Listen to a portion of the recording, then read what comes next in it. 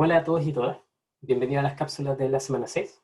Entonces, el tema que vamos a tratar en las cápsulas de hoy será el de transformaciones lineales. Entonces, veamos un poquito más en detalle cuáles son los temas que vamos a cubrir hoy.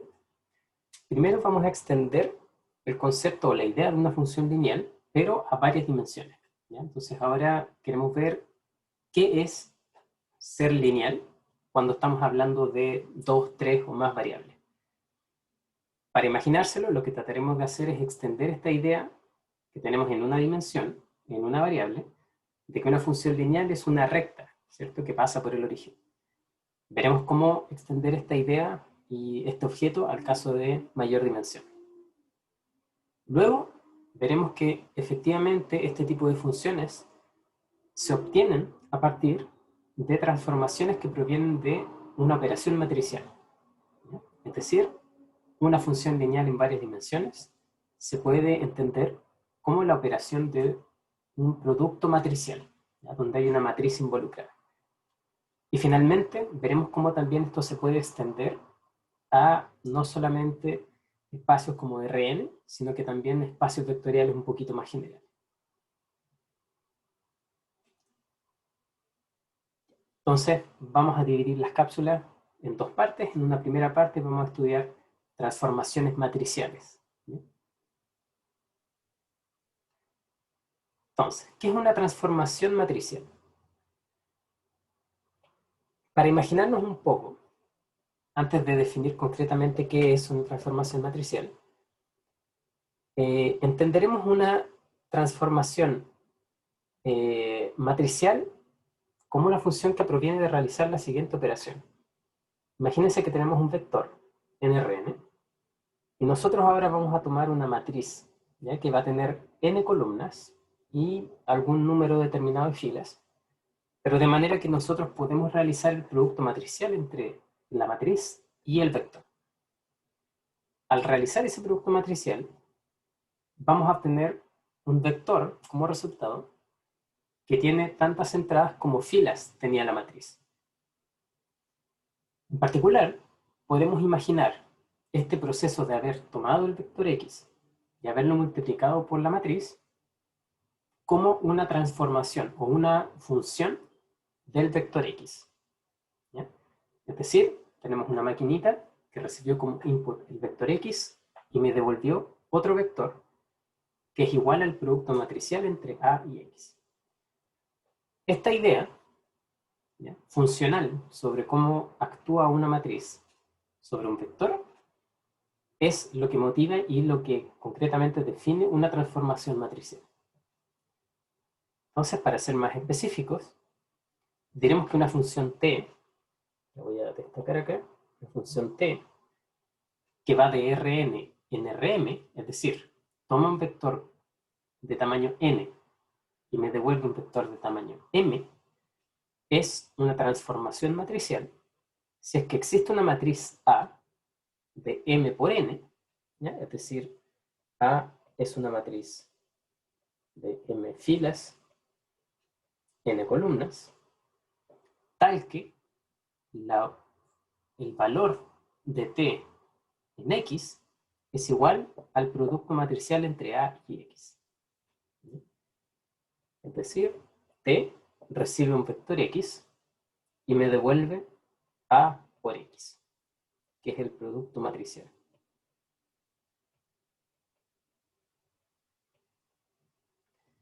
Típicamente, y heredando el lenguaje que nosotros usamos en funciones, diremos que el conjunto Rn, en este caso, es el dominio de t. Además, diremos que t de x es la imagen del vector x bajo la acción de t. Y además, al conjunto de todas las imágenes de t, o sea, es decir, todas las imágenes del dominio bajo la acción de t, lo denominaremos el rango de la transformación. Muchas veces también hablaremos de transformación como función. ¿Sí? Transformación o función debemos entenderlos en este contexto de manera que son lo mismo. ¿Ya? O sea, cada vez que hablemos de transformación estamos hablando de una función. ¿Sí? Perfecto, entonces esto es una transformación matricial. En particular, para dar un ejemplo pequeño pero más concreto, si por ejemplo tuviésemos que A es, imagínense que es una matriz que tiene una sola fila y tiene dos columnas. Entonces voy a hacer 1, 2. En este caso entonces n es igual a 1, m es igual a 2.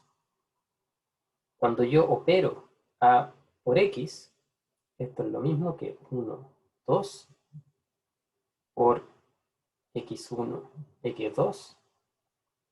Y esto es igual, haciendo el producto matricial, que x1 más 2x2. ¿Sí? Entonces, como podemos ver, efectivamente recuperamos un valor, en este caso, que tiene tantas entradas como filas tiene la matriz A. Dado que la matriz A solo tenía una fila, recuperamos en este caso un único valor. Veamos ahora un ejemplo un poquito más complejo. En este caso ahora ya no tenemos una transformación con una sola fila, perdón, una matriz con una sola fila, sino que una matriz que tiene tres filas y dos columnas. Es decir, m es igual a 3, n es igual a 2. Y en este caso entonces consideramos la siguiente transformación lineal, que viene por lo tanto de operar la matriz A con un vector en R2. Entonces la primera pregunta que surge es cómo se ve la imagen de X bajo T, ¿cierto? Es decir, cómo se ve el resultado de T de X. Para eso tenemos que entonces calcular el valor del producto matricial. Entonces calculamos acá el valor de hacer el producto entre esta matriz y el vector x1, x2. Algo que es muy importante y que deben tener siempre en cuenta al momento de realizar realizar esta operación es que para que el producto matricial esté bien definido, efectivamente el número de columnas de la matriz A tiene que coincidir con el dominio de la transformación. De esa manera, tiene que coincidir con la dimensión del dominio. De esa manera, el producto matricial va a estar bien definido. Perfecto. Entonces veamos cuánto nos da esto. Para calcular esto, recuerden que lo que debemos hacer es tomar la primera fila, la voy a destacar acá, tomamos la primera fila y se multiplica por el vector columna. Entonces en este caso obtenemos x1 menos 3x2. Luego hacemos lo propio con la segunda fila. Y en ese caso entonces obtenemos 3x1 más 5x2. Y finalmente hacemos la misma operación con la tercera fila para obtener menos x1 más 7x2. Es decir, así es como se ve la transformación.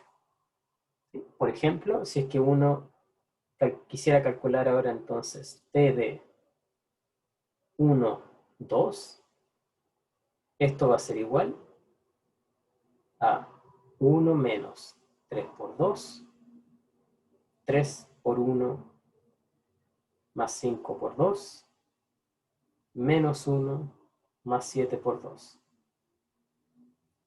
Y como resultado final obtenemos entonces menos 5, 13 y 13. ¿Ya? Así es como se ve entonces la transformación lineal dada por esta matriz A. Veamos ahora otras preguntas que surgen también al momento de estudiar una transformación. Supongamos ahora que el vector u es 2 menos 1.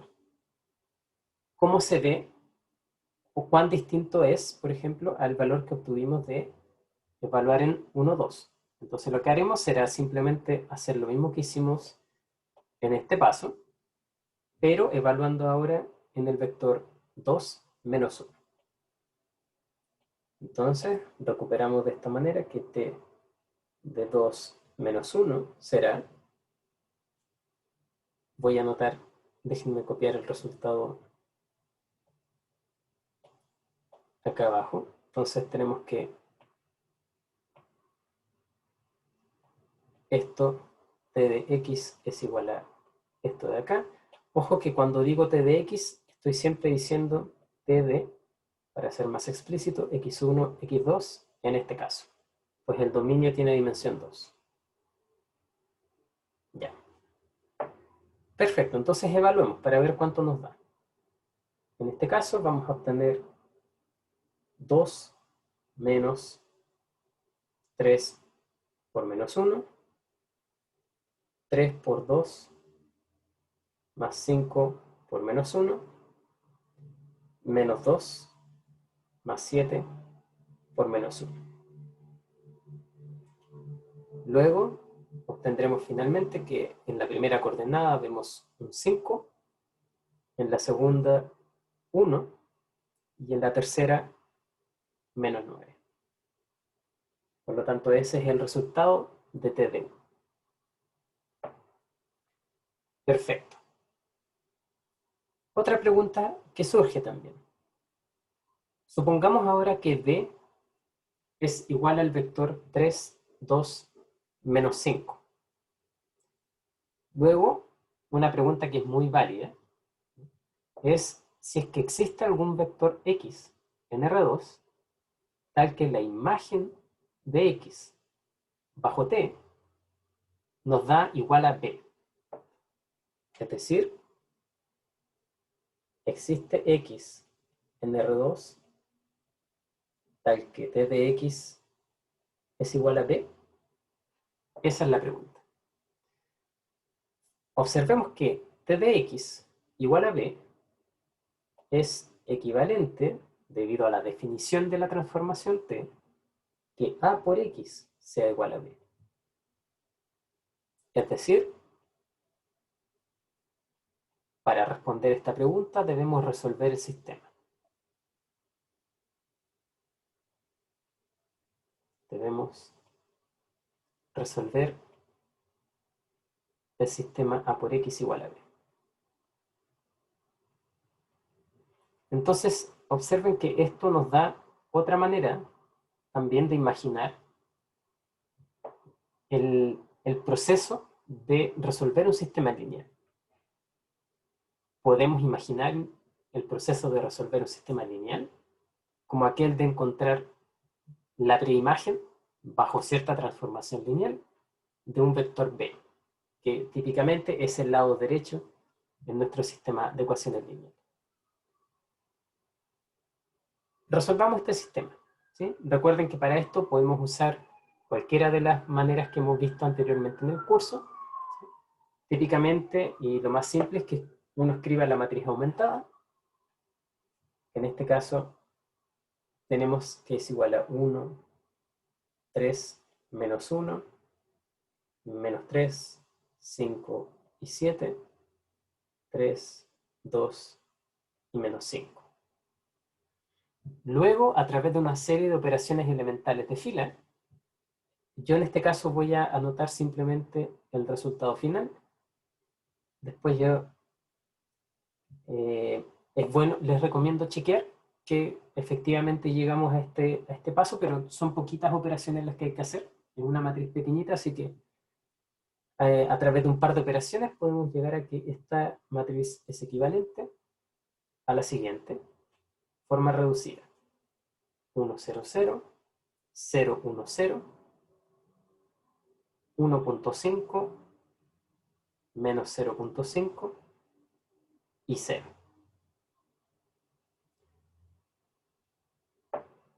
Perfecto. Luego,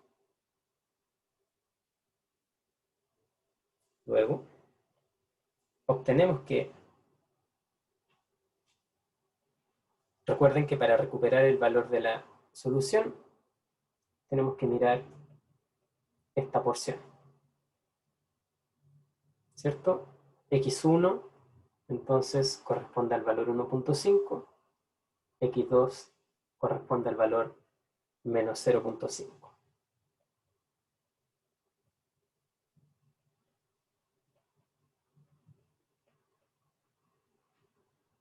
Perfecto. Y esta entonces es la solución, y por lo tanto existe un vector X tal que t de X es igual a P, en este caso. Así que la respuesta a la pregunta que hicimos al comienzo es afirmativa.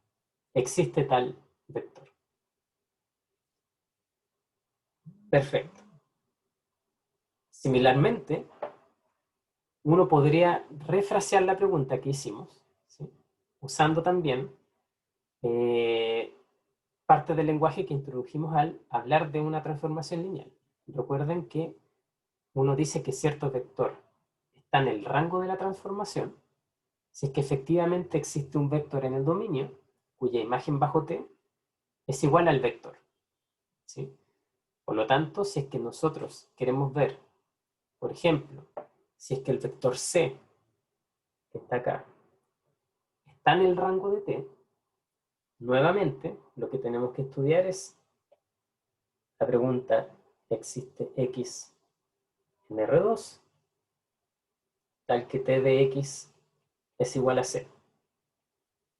Nuevamente, esto redunda, y tal como en el caso anterior, en resolver el sistema a x igual a c. Haremos el mismo proceso que antes. Escribimos la matriz reducida, que en este caso se va a ver levemente distinta. Fíjense que en el caso anterior teníamos un menos 5 acá, mientras que ahora tenemos un 5. Entonces, esta es, perdón, es la matriz aumentada, disculpen. Matriz aumentada. ¿No? Vamos a copiar esto mismo también acá arriba. Matriz aumentada. Ya. Entonces ahora cambia levemente, ¿cierto? Observen que acá tenemos un menos, mientras que ahora es positivo. Así que es necesario desarrollar nuevamente el escalonamiento para ver a qué llegamos. Tal como en el caso anterior, voy a omitir los pasos intermedios, pero es posible chequear que la forma reducida de esta matriz, una forma escalonada, ¿sí? De hecho no vamos a llegar a la forma reducida, sino que a una forma escalonada equivalente, es la siguiente: 1, 0, 0, menos 3, 1, 0, 3, 2 y menos 35. Pero observen que en este caso obtuvimos que la última fila, mientras tengo dos ceros en estas columnas, aquí tengo un valor que es distinto de 0. Y por lo tanto este sistema es inconsistente. ¿Sí? Por lo tanto el sistema AX igual a C es inconsistente, y por lo tanto en este caso la respuesta a nuestra pregunta es negativa. Es decir, en este caso no existe un x tal que t de x sea igual a c. En otras palabras, y usando también el lenguaje que hemos visto antes en el contexto de transformaciones, c no está en el rango de t. Ya, perfecto. Con esto entonces terminamos la primera parte de nuestras cápsulas y seguiremos luego en una segunda parte para ver un poco más sobre transformaciones lineales en algunas de sus propiedades y qué ocurre en espacios vectoriales más generales.